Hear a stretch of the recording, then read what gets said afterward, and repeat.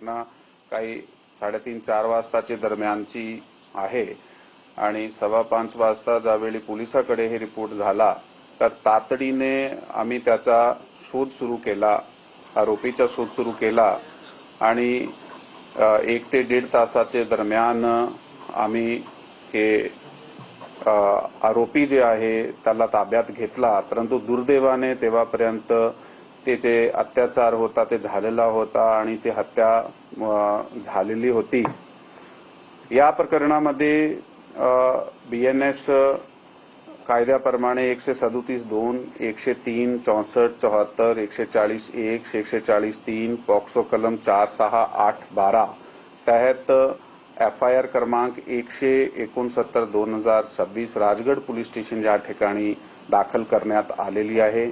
पुढील तपास जे चालू आहे, आरोपीला अटक केल्यानंतर आता पुढे तपास आमचा चालू आहे। लोक आक्रमक झालेले आहेत, त्याची मागणी आहे की प्रकरण लवकरात लवकर फास्ट ट्रॅक कोर्टात चालावं, त्या दृष्टीने काय तयारी केली, आपण काय करतो पुढे तपास?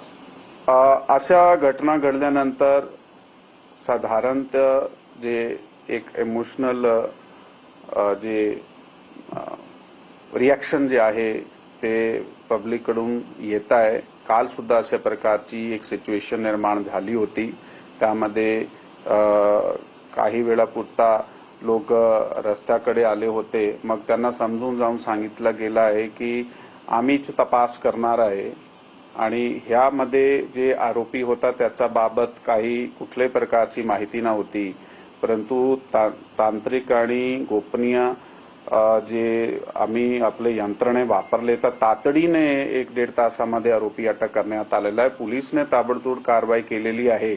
आता तुम्ही आमचं सहकार्य करा, ते लोकांनी काल ऐकलाय, सहकार्य केलाय, ते शांततेने आहे, ते प्रोटेस्ट करत आहे, परंतु ते शांततेने आहे आणि पोलिसाच्या सहकार्य करत आहात।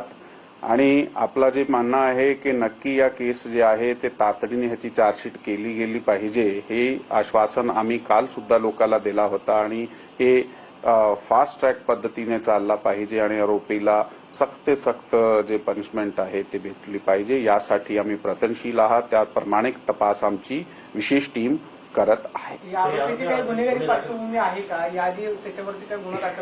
ह्या आरोपीचे विरुद्ध अगोदर अशाही प्रकारचे गुन्हे आहेत। ते 1998 मध्ये त्याच्या विरुद्ध एक विनयभंगाचा गुन्हा होता, त्याच्यानंतर 2015 मध्ये त्याच्या विरुद्ध एक विनयभंग आणि पॉक्सो गुन्हा होता, ज्यामध्ये पॉक्सो आणि विनयभंगाचे कलम होते।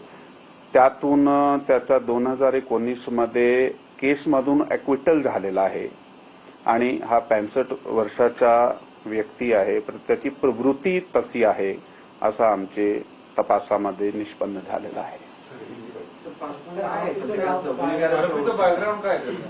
तो डेली वेजर आहे, असाही गावात काम करत आहे, इकडे तिकडे काही ठिकाणी।